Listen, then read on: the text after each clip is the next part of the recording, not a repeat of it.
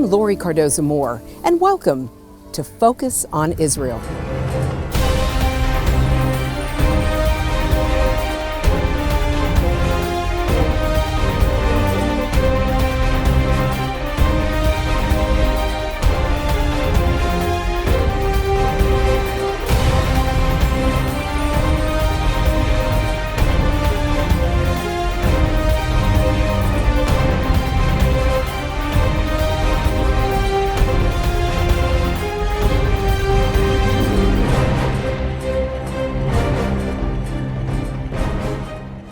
Hello, and thank you for tuning in to Focus on Israel. I'm Lori Cardoza-Moore, president of Proclaiming Justice to the Nations, a nonprofit organization dedicated to educating Christians about their biblical responsibility to the Jewish people. Many Christians do not realize that the Word explicitly tells us to stand with our Jewish brethren and defend the land God calls His. Last week, we continued our teachings on the evidence for the Jewish state. We started with the biblical evidence, as I had a chance to travel to Israel and meet with and interview two leading rabbis from Jerusalem. Over the last 2 weeks, we focused on the archaeological and historical evidence for the state of Israel, and I spoke with prominent archaeologists and historians in Israel. So please, go to the PJTN website to review these important lessons, as well as our first 4 lessons on anti-Semitism. Today we look at the political basis and evidence to support the state of Israel.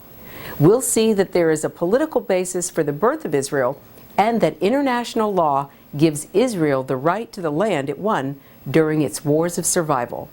The fact that Israel has fought several times against overwhelming odds to stay alive is probably one of the greatest testaments to the Jewish people inhabiting the land God calls His.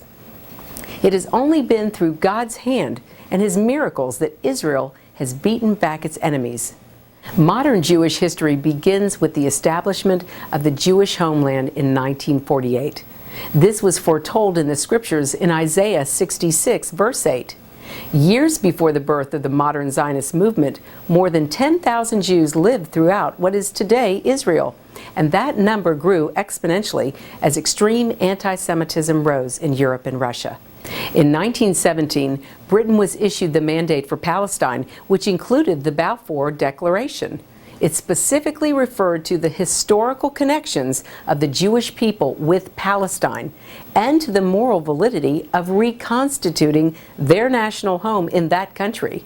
The term reconstituting shows recognition of the fact that Palestine had been the Jewish homeland. Furthermore, the British were instructed to use their best endeavors to facilitate Jewish immigration, to encourage settlement on the land, and to secure the Jewish national home. The word Arab does not appear in the mandatory award. The mandate was formalized by the 52 governments at the League of Nations on July 24, 1922. On my last trip to Israel, I had the good fortune to speak with and learn from several experts in the area of modern Jewish history. Next, you'll be hearing from 3 of them. The first is Chris Mitchell, who serves as the Middle East Bureau Chief for CBN News. Next will be Lenny Ben-David, a former Deputy Ambassador for Israel to Washington, D.C. And finally, you'll hear from Dr. Ari Eldad, a member of the Knesset, which is the legislative body for Israel. All 3 gave me great insight into the birth of the modern state of Israel.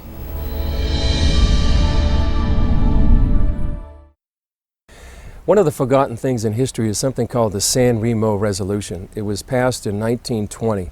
After World War I, the great powers of the world at that time, the conquering powers, got together in San Remo, Italy, and decided what to do with the Middle East. And they divided up the land. And they gave a mandate to the nation of Britain at the time, called the British Mandate, where they promised a Jewish homeland. Now that was ratified by international law, by the San Remo Resolution, also by the League of Nations in 1922. Several weeks later, by the U.S. Congress itself, ratified the San Remo Resolution, giving this land to the Jewish people. That's something that's been forgotten for many, many years, but some people now are reviving this. And many people, and it's a compelling argument, that many people believe that the future UN resolutions that were passed in decades after that really don't hold water. And the mandate actually charged the British government with establishing this as a Jewish homeland. The rest of the Middle East was carved up for the Arabs. And so this land was given exclusive political rights to the Jewish people. The other peoples in the lands, the Arabs, were given civil rights and religious rights, and then they were given political rights in the land surrounding Lebanon, Syria, Iraq. So if you go back to international law, you can go back to the 1920 San Remo Resolution and see that it ratified the right of the Jewish people to establish their homeland in Israel. There's an interesting phenomenon for those who like American history, and I'm one who does, and that is you have virtually every president, going back to John Adams, talking about the need for a Jewish homeland and a desire for Jews to go to Palestine. And part of this was seen in various congressional statements in the 19th century, and there was a similar buildup of sentiment in Britain as well. And a politician named Arthur Balfour, already I believe in 1914 or so, started raising the possibility of a homeland for the Jewish people. When he became Lord Balfour, when he became a politician in 1917, appointed a politician, he actually worked with the Zionist leadership and Arab leadership to work on a Zionist homeland, a Jewish homeland in Palestine. And this was part of the British effort, even the war effort against the Ottoman Empire, to say we want to set up, once the Ottomans are gone, such a Jewish homeland. It was to be located on both sides of the Jordan River. It was to go from the Mediterranean almost to Iraq. And later, subsequently, the whole side, the Transjordan, the side east of the Jordan River, was peeled off and given to the Hashemite Emir Abdullah, and that became Transjordan and then the Kingdom of Jordan. So the Palestine homeland for the Jews was already lopped off. 20% was left for the Jewish people after Balfour and the British got through with this. Even then, there was subsequently an attempt to partition that land into an Arab state and a Jewish state, but it was never to be considered a Palestinian Arab state. The term Palestinian Arab didn't come into being until many years later. Indeed, the Jews who lived in the British Mandate were called Palestinian Jews, and you had Palestinian Arabs. The term Palestinian, to represent Arabs of the location, came up years later.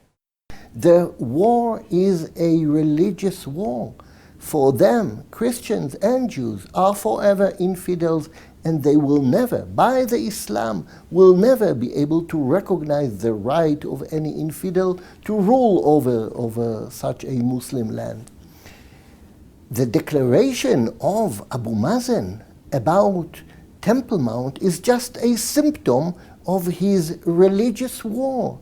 Because if we, the Jews, had the first temple here, the second temple here, 1700 years before Muhammad was born, then he will lose the religious ground of his demands, because his demands will be false.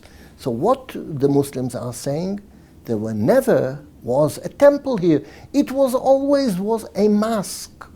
The temple was a mosque according to their definition. They don't say nothing was built there. They said a mosque was built there. I said, a mosque before Muhammad? Yes, everything is a mosque. Everything. The Arabs were here many years before they invaded Israel. History was different. When you fight a clash of civilization, when you fight a religious war, the effort to distort the past, to distort history, to distort the truth, to distort religion are as important as long-range missiles in the current war, because this is not a territorial clash. This is not a conflict that can be solved by giving up another mile or 2 miles somewhere in the Mediterranean. It's a principle war. And when your basic beliefs, your religion, your ideology is fighting another one, you have to annihilate the other ideology, to make it non-existent. And therefore, the temple, according to the Palestinian, never stood on Temple Mount. The Israel kingdom never was here. King David wasn't here. Everything started with the Muslim and will end with the Muslim. All the rest is not history, not existent.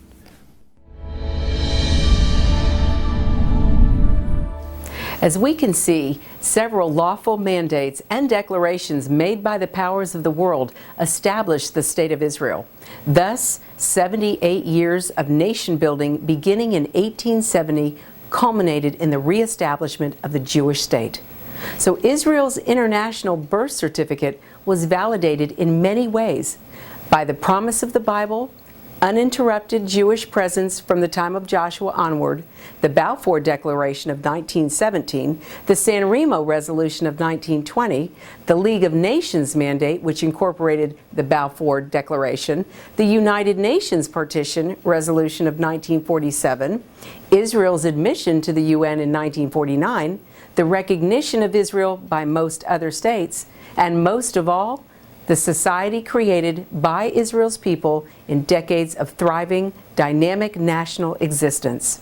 Several years back, I had the chance to visit Independence Hall, the very room where Israel signed its declaration of statehood.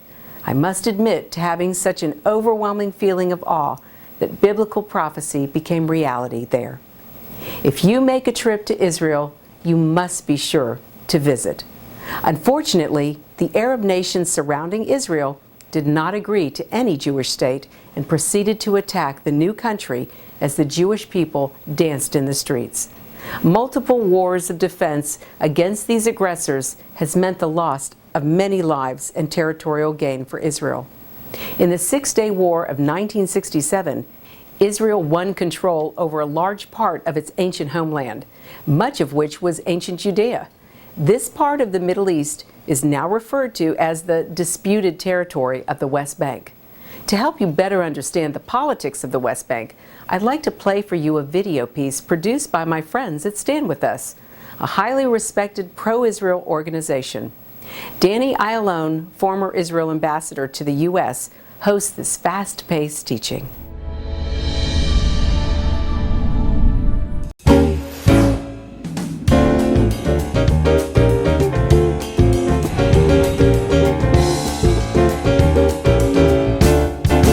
Often on the news, we hear the terms occupied territories, 67 borders, and illegal settlements.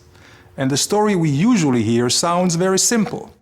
During the Six-Day War, Israel captured the West Bank from the Palestinians, refused the United Nations' demand to retreat, and illegally built settlements. But is that really the case? Let's try to understand the situation a little bit better. We'll start with a simple but extremely important question. From whom did Israel capture the West Bank? From the Palestinians? No. In 1967, there was no Arab nation or state by the name of Palestine. Actually, was there ever? Israel took over the West Bank from Jordan in an act of self-defense, after Jordan joined a war launched by Egypt and Syria to destroy Israel. Oh, by the way, destroying countries is rather illegal. The United Nations back in 1967 rejected repeated Arab and Soviet attempts to declare Israel as the aggressor. Security Council Resolution 242 did not demand a unilateral Israeli withdrawal. Rather, the United Nations called for negotiating a solution which would leave Israel with secure and recognized boundaries. In effect, defensible borders. But wait a second. What was Jordan doing in the West Bank in the first place? What was its legal justification? Well, Jordan had it had no legal justification. Jordan simply occupied it during its previous attempt to destroy the newly established State of Israel in 1948, changing the commonly accepted name Judea and Samaria to the West Bank. But that did not really convince anybody. And almost no one recognized the legality of Jordan's occupation, not even any of the other Arab states. So, if Jordan had no legal claim to the land, and a Palestine did not exist, whose territory is it? Let's go a little further back in time. Don't worry, not to the days of the Bible, only about 100 years. Until 1917, the Ottoman Empire occupied the whole region. After losing in World War I, the Ottomans relinquished their 500-year control to the Allied forces, which decided to divide the old empire into countries. Britain's foreign minister, Lord Balfour, recognized the Jewish people's historical right to their homeland. A small area, equivalent to about 0.5% of the Middle East, was designated for this purpose. Britain received a mandate from the League of Nations to promote the establishment of a Jewish homeland. But wait a second, do you realize what happened? The Jewish homeland originally included not only the West Bank, but also the East Bank of the Jordan River. I guess you cannot say the Jewish people have not accepted some painful compromises already. Anyway, the League of Nations recognition of a Jewish homeland, which includes the West Bank, was reaffirmed by the United Nations after the Second World War. With the British mandate ending, United Nations General Assembly Resolution 181 recommended the establishment of two states, one Jewish and one Arab. The Jews accepted it and went on to create the State of Israel, while the Arabs refused the compromise and launched a war to destroy the newly established Jewish state. Resolution 181, a non-binding recommendation in the first place, remained with no legal standing. At the end of the war, a ceasefire line was formed, where the Israeli and Arab forces stopped fighting. At the insistence of the Arab leaders, this line was defined as having no political significance. So, although this line is commonly referred to as the 1967 border, it is not from 1967, and it was never an international border. This is why a more exact legal definition for the West Bank, according to international law, is really the same as in so many other areas where there are or were territorial disputes, but which are not defined as occupied. For example, Zubarah, the Tams Islands, the Western Sahara, amongst many others. They're not considered occupied territories, but rather disputed territories. So, let's return for a moment to our illustration and examine the complete chain of events. Israel's presence in the West Bank is the result of a war of self-defense. The West Bank should not be considered occupied because there was no previous legal sovereign in the area, and therefore the real definition should be disputed territory. The 1947 partition plan has no current legal standing, while Israel's claim to the land was clearly recognized by the international community during the 20th century. That is why the presence and construction of Israeli settlements in the West Bank should not be considered illegal. These are not just my own opinions. They are based on conclusions made by world-renowned jurists like Professor Eugene Rastow, Justice Arthur Goldberg, and Stephen Schwebel, who headed the International Court of Justice. So what's the solution for the dispute over the West Bank? Unfortunately, there is no magic solution. But the only way a solution will ever be reached is if we base our negotiations on legal and historical facts. So please, let's stop using the terms occupied territories and 67 borders. They're simply not politically correct.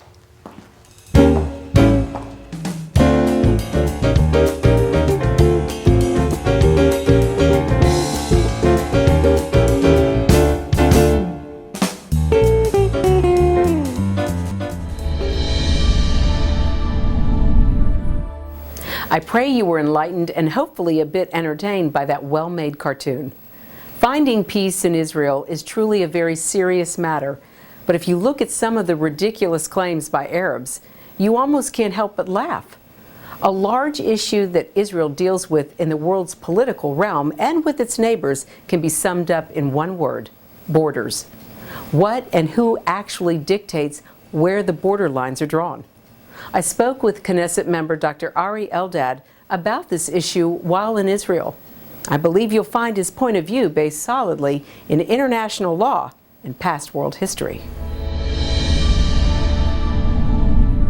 Borders all over the world are usually the result of the condition of the end of a war and the peace agreement that followed.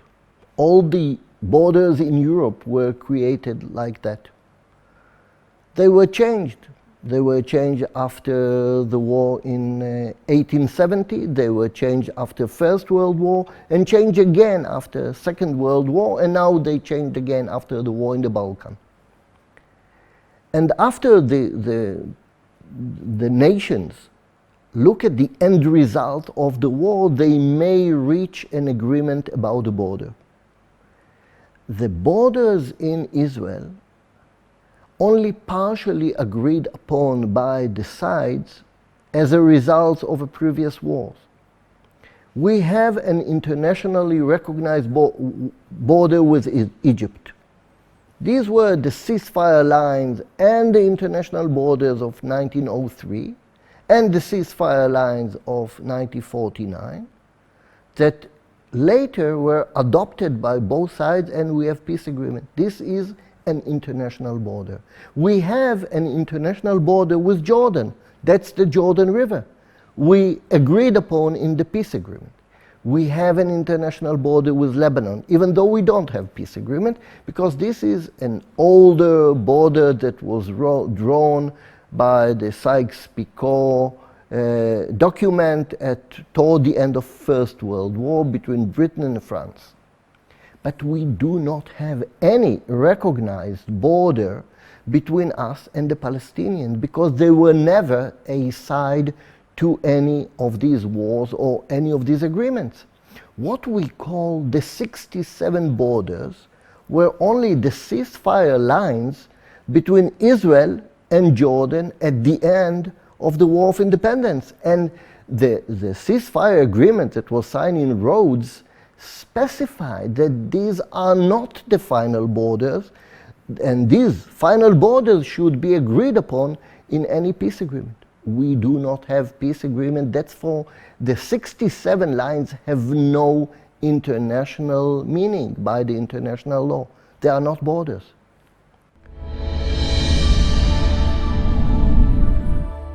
Over the last few weeks, we've looked at the overwhelming evidence that supports the State of Israel. From the early inscription of the name of Israel in Egypt over 3,000 years ago to the UN resolution establishing the modern Jewish homeland. We see strong evidence of support at the levels of archaeological science, historical records, biblical texts, and political resolutions and laws. So much so that who can deny Israel's right to exist and her rights to the land won in wars of defense? Abba Eban, one of Israel's greatest statesmen, had a powerful statement to those who denied Israel's right to existence.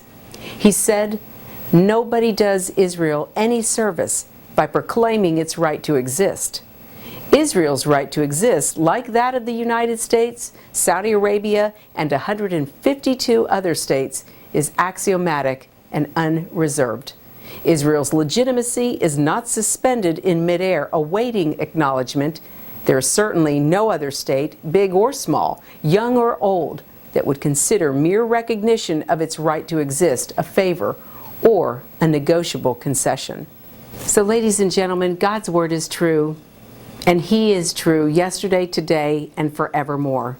You know, it's interesting because we look at what's happening in the Middle East today and we see the same struggle that Israel was facing in years before with the Arabs. And I want to encourage you, if you have your Bible with you, turn to Nehemiah chapter 2. And I want to read from these scriptures because it's very interesting and quite timely to read these verses and see what was happening during the time of Nehemiah. And we're going to start reading at verse 17 of Nehemiah 2. But to put it in context, if you remember, Nehemiah was given leave by the king to go back to Jerusalem to assess the damage in order to rebuild the city. So we start at verse 17 where he says, "Then I said to them, you see the distress that we are in, how Jerusalem lies in waste, and its gates are burned with fire. Come and let us build the wall of Jerusalem, that we may no longer be a reproach. And I told them of the hand of my God, which had been good upon me, and also of the king's words that he had spoken to me. So they said, let us rise up and build. Then they set their hands to do this good work. But when Sanballat the Horonite, Tobiah the Ammonite official, and Geshem the Arab heard of it, they laughed at us and despised us and said, "What is this thing that you are doing? Will you rebel against the king?" So I answered them and said to them, "The God of heaven himself will prosper us.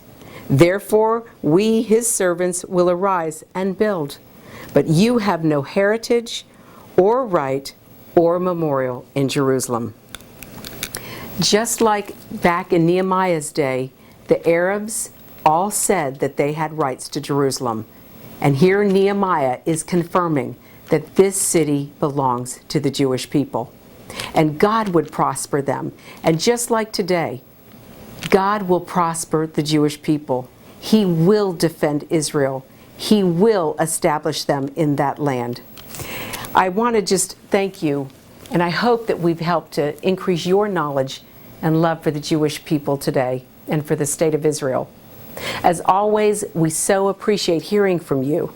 Please send your comments and questions to comments@pjtn.org. When time allows, I'll answer them on our program. The time to stand up is now. Be a leader in your community and in your church. One person can make a difference. Get involved with and support pro-Israel organizations such as PJTN. Call your senators, congressmen, the White House. Let your elected leaders hear from you. Visit our website to learn more. Sign up to receive action alerts and order our films to share with family and friends. I want to thank you for watching our program today. Be sure to join us next week as we'll be focusing on the relationship between the nations of the world and the state of Israel. God bless you, and thank you for all you do on behalf of our Jewish brethren and all Israel. We'll see you next time on Focus on Israel. I will not keep silent for Zion's sake. I'll not...